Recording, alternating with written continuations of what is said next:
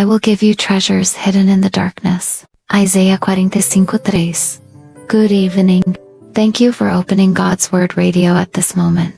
Maybe you're sitting alone in your room, or lying on your bed, staring at the ceiling, or driving through a quiet road with the city lights fading behind you. Wherever you are, I want you to know this. You didn't press play by accident. Some messages are meant to be heard in the dark, because that's where the soul finally listens. If your heart feels heavy tonight, you don't need to hide it. There are seasons when nothing dramatic happens, no tragedy, no sudden collapse. Yet the light inside us dims a little every day. You try to pray, but the words don't rise the way they used to. You try to keep going, but something inside feels stuck. You look toward the future, and all you see is fog. Let me tell you now, there is nothing wrong with you. You're not weak. You're not faithless. You're not abandoned.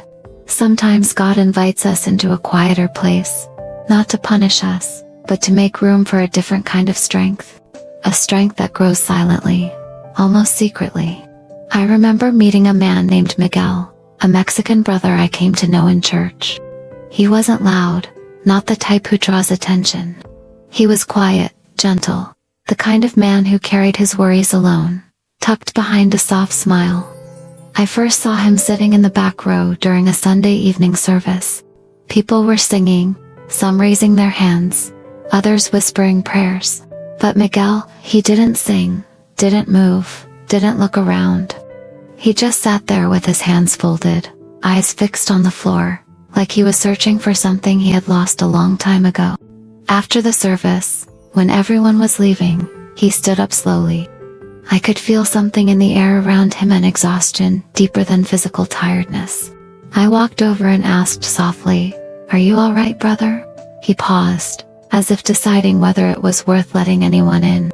Then he said, barely above a whisper, "I can't see the road anymore." He didn't mean the road outside. He meant the one inside his chest. We found a quiet corner and sat down. I didn't ask him for explanations. People in the dark don't need questions. They need space to breathe. They need someone who stays long enough for them to speak honestly. Miguel told me that for months, his life had been dimming little by little. Work became harder. His relationships felt distant. Joy slipped out of his hands without a sound. Nights grew longer. Mornings felt heavier.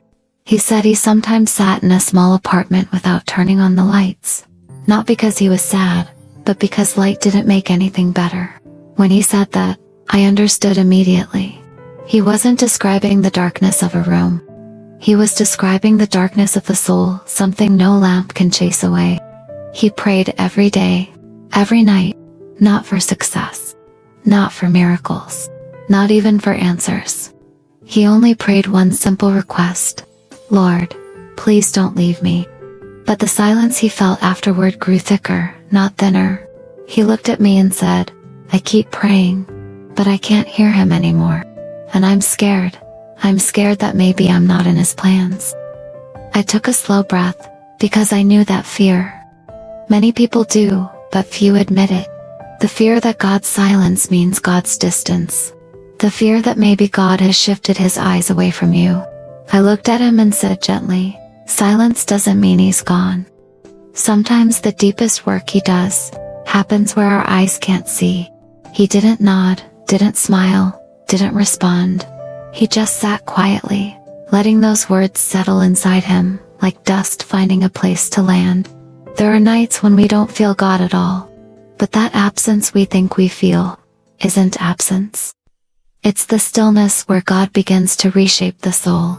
Miguel told me that in that silence, things he ignored for years began rising to the surface. Old wounds, buried fears, dreams he gave up because life wore him down. He wasn't running anymore. The darkness slowed him down long enough for truth to catch him. He thought darkness was hurting him, but in reality, it was holding him still so God could reach the parts he always avoided. He didn't see God working, but he was, quietly, tenderly, patiently, smoothing edges inside him, teaching him to breathe again, preparing him for something he didn't even know he needed. And that was only the beginning. There was something about Miguel's story that stayed with me long after that night. The way he spoke, the way his voice seemed to sink into itself, the way his eyes kept searching the ground as if truth might be hiding there. It reminded me that darkness doesn't always arrive like thunder. Sometimes it comes quietly, through small disappointments, small losses, small moments of loneliness that pile up until the heart can't carry them the same way anymore. Miguel told me that the silence became a companion he never asked for. He would wake before dawn, long before his alarm, and lie there staring at the faint outline of the ceiling. He said mornings were always the hardest, because the world expected him to get up and function while he still felt like he was missing pieces of himself. He didn't have the words to explain it to anyone. He didn't want pity. He didn't want to be a burden. So he kept everything tucked inside, wrapped in a thin layer of strength that fooled everyone except God. He tried distracting himself listening to music, taking long walks, visiting cafes, but the heaviness traveled with him no matter where he went.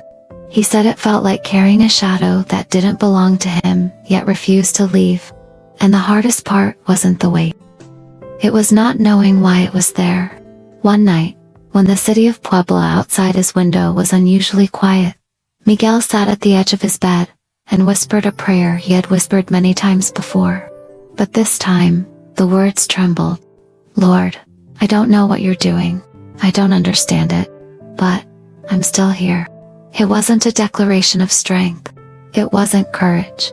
It was honest, raw, and unfiltered. The kind of honesty only darkness can pull out of a person. And something changed after that prayer. Not quickly. Not dramatically. It was subtle, the way a rosebud opens overnight without anyone seeing it happen. Miguel told me that he started noticing moments he hadn't noticed before. A stranger holding the door for him. The warmth of sunlight slipping through his kitchen window. A verse he had skimmed many times, suddenly standing out like it was written just for him. The faint sense barely there that maybe God was closer than he felt. He didn't realize it yet, but darkness had stopped being a place of fear. It was becoming the soil where God was planting something steady inside him. Not a miracle. Not an escape. A quiet strength. There was a morning when Miguel walked into a small church bookstore, not really looking for anything. He wasn't planning to buy a Bible or a devotional. He just wanted a place that felt safe. A place where no one demanded explanations. He wandered between the shelves, touching a few book covers, reading a line here and there. Then his eyes fell on a small card tucked between two books, as if someone had forgotten it there. It said, "In the silence, he speaks the loudest." Miguel held that card for a long time, not because it answered all his questions, but because somehow it answered the part of him that needed it most. The part that didn't need solutions. The part that only wanted reassurance that he hadn't been left behind. He went home that day and placed the card on his table. He didn't frame it or tape it to the wall. He simply let it sit there, like a quiet reminder that maybe his story wasn't stuck. Maybe it was simply being written in a different way. As days turned into weeks, Miguel realized something he had never seen before. Darkness was slowing him down, yes, but it was slowing him toward God, not away from him.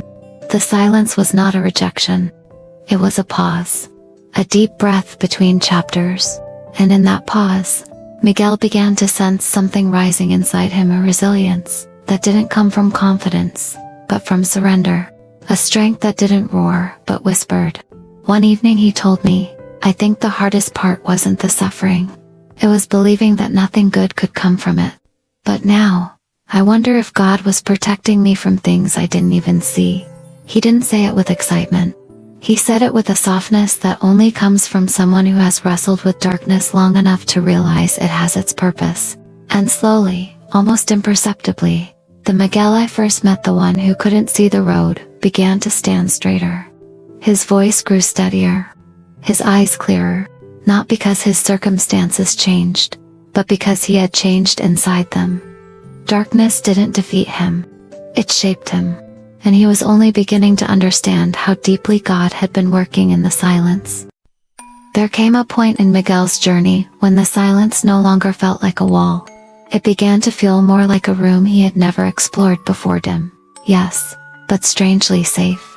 He didn't know exactly when that shift happened. Healing works that way. It grows underneath everything. Far from the places we watch, far from the places we measure. He said that as the weeks passed, the weight in his chest didn't disappear, but it changed texture. What once pressed against him like a heavy stone now felt more like a slow tide, something he could breathe through. It didn't drown him anymore. It simply moved with him, following the rhythm of each day, softer with every step. He noticed this most during small moments. Stirring sugar into his coffee, standing beneath warm water in the shower, folding his laundry in the quiet of his room. Everyday motions that once felt meaningless began to carry a strange tenderness. It was as if the world around him hadn't grown lighter. His heart had a tired heart, yes, but not defeated. A heart picking itself up in ways he couldn't fully explain. Miguel once told me there was a morning when he sat on the edge of his bed and realized something unusual. He didn't wake up afraid. He wasn't waiting for the day to disappoint him. There was no rush of dread stealing his breath. Just stillness. A stillness so gentle it almost startled him. He stayed there for a long while, hands resting loosely on his knees, letting the quiet settle around him. It was the first morning in months when he didn't feel abandoned. Not because something extraordinary had happened, but because the emptiness inside him had stopped echoing. Something had filled the space where fear used to sit, something warm, steady, almost familiar. That slow filling continued, little by little. Miguel stopped fighting the uncertainty of his days. He walked through them with a steadiness, shaped not by understanding, but by surrender. He didn't need God to explain anything. He didn't need signs. He only needed presence, and for the first time he began to sense it everywhere softly, like the warmth a candle leaves in a room even after the flame goes out. One evening, he told me, he sat outside a corner bakery after work. Children were running in circles near their parents. Someone nearby was playing a guitar, the melody drifting through the fading light. Cars passed by lazily. Life around him looked ordinary, but something inside him opened as he watched. He felt connected to the world again, not fully, not loudly, but in a way that let him breathe deeper than before. He said it felt like watching the first hint of dawn without seeing the sun yet. A promise more than a moment. When the call about the job came later, it didn't shake the ground beneath him the way he once imagined it would.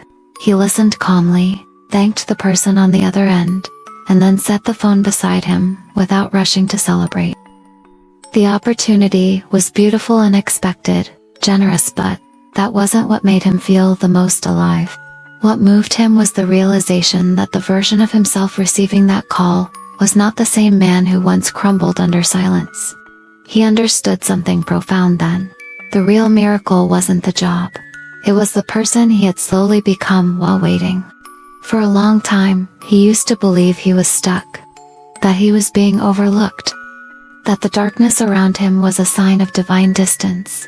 But now, looking back, he saw the truth with a clarity that humbled him. Those quiet nights were where God had reshaped his heart. The long mornings were where old fears finally loosened. The silence became the ground where new strength had taken root. Miguel walked into his new season with a kind of calm that didn't need applause. He moved differently. He carried himself differently. When people spoke to him, they felt something in him, something grounded, patient, steady, not confidence, not boldness, something deeper. The kind of depth that only grows in places no one sees.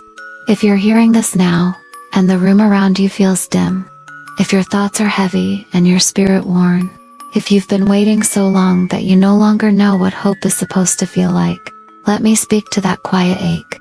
You are not being forgotten. Your story isn't frozen. Your heart is not failing. It's changing. Not loudly, not instantly, but truthfully. God still moves in the rooms where nothing seems to happen. He still works in the nights that feel empty. He still shapes strength in the spaces where weakness echoes. The dark season you're walking through may not reveal its purpose now, But one day you will look back and see how each slow breath became part of a foundation you didn't even realize was being built. Before we close tonight, stay in this stillness with me for a moment. Let the noise of your thoughts settle. Let your shoulders drop just a little. You don't need to force peace. Just rest long enough for your soul to feel held. Thank you for sharing this quiet space with me. If any part of tonight's reflection touched you, I hope you'll return tomorrow. There will be another moment waiting for you, soft, gentle, meant for your heart alone.